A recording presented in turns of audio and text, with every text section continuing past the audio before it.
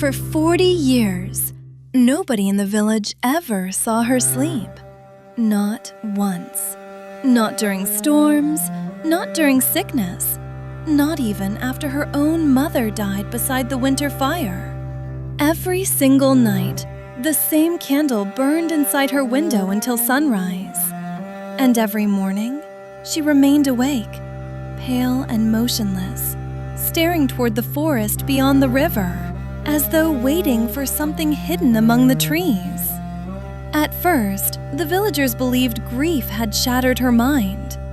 Others whispered she had wandered too far into the northern woods and encountered something ancient beneath the fog. But nobody dared ask her directly, because whenever someone mentioned sleep, the expression on her face changed instantly. Not fear, recognition.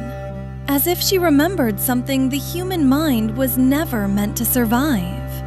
The old women claimed it all began during the winter of 1312, the night she vanished, alone beneath a blood-red moon. She was only 19 then, beautiful, quiet, strange in the way lonely people sometimes are, always listening to distant sounds nobody else could hear. That night, she walked into the forest, carrying only a lantern. And for 3 entire days, she disappeared without a trace. The search parties found nothing except footprints ending suddenly beside the frozen river. Then, on the 4th morning, she returned, by herself, barefoot, soaked by freezing rain, unable to stop shaking. When the villagers begged her to explain what had happened, she whispered only 6 words. "If I sleep, it will find me." After that day, she never closed her eyes again. At first, the villagers laughed. Then weeks passed, months, years, and somehow, impossibly, she remained awake. Candles burned endlessly inside her cabin. Dark circles spread beneath her pale blue eyes, like bruises left by time itself. Children cried whenever she walked through the village after sunset. Dogs whimpered beside her shadow. And every winter, more ravens gathered silently upon her roof, watching, waiting, as if even the animals understood something terrible was approaching. Some nights, villagers heard her speaking softly through the cabin walls, not praying, not weeping, talking, as though someone unseen stood beside her in the darkness, listening carefully. Then, one storm-filled evening, a young priest arrived from the south, hoping to save her soul.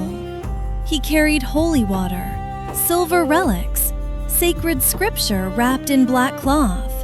But the moment he stepped inside her cabin, the woman seized his wrist with terrifying strength.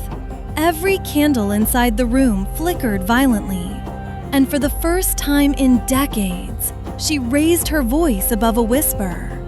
"You do not understand." Rain hammered against the windows, while thunder rolled across the valley. The priest asked her what she feared so deeply, but the woman only stared toward the corner of the room, at something he himself could not see. Then slowly, tears began falling down her exhausted face.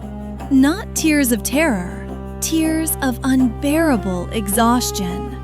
40 years without dreams, 40 years without rest, 40 years forcing her own eyes open against the weight of sleep itself.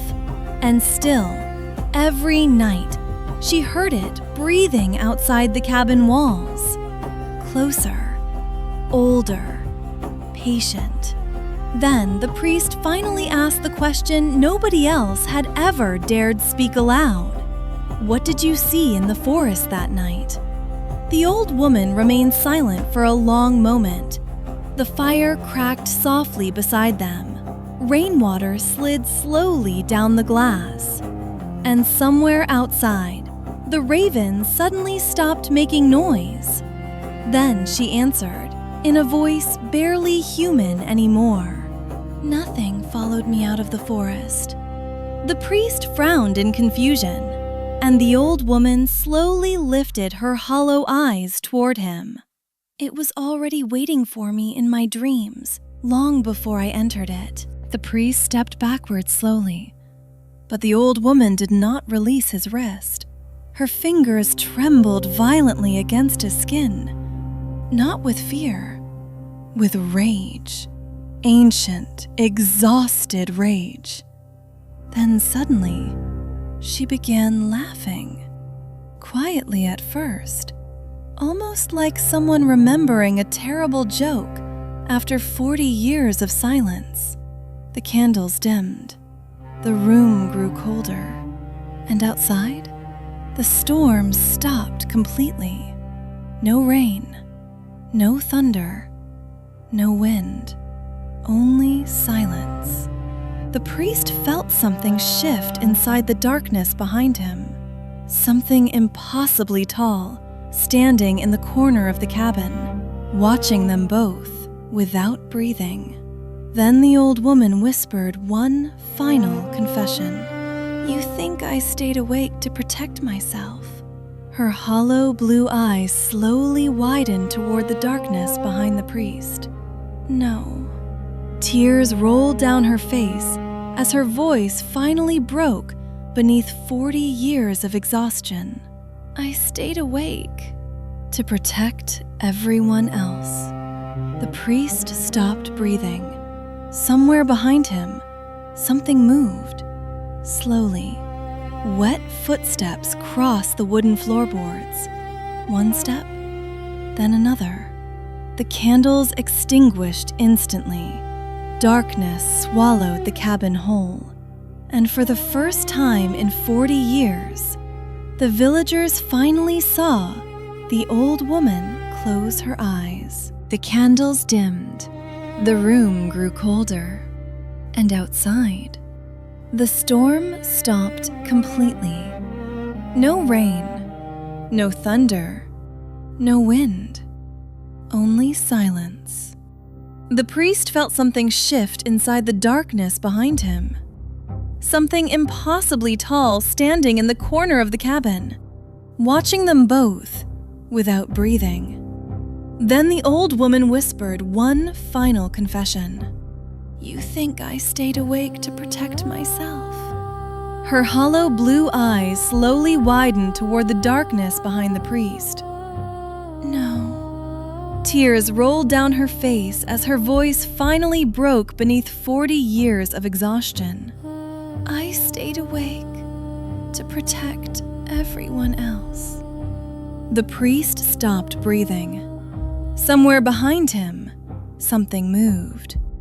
Slowly, wet footsteps crossed the wooden floorboards. One step, then another. The candles extinguished instantly. Darkness swallowed the cabin whole.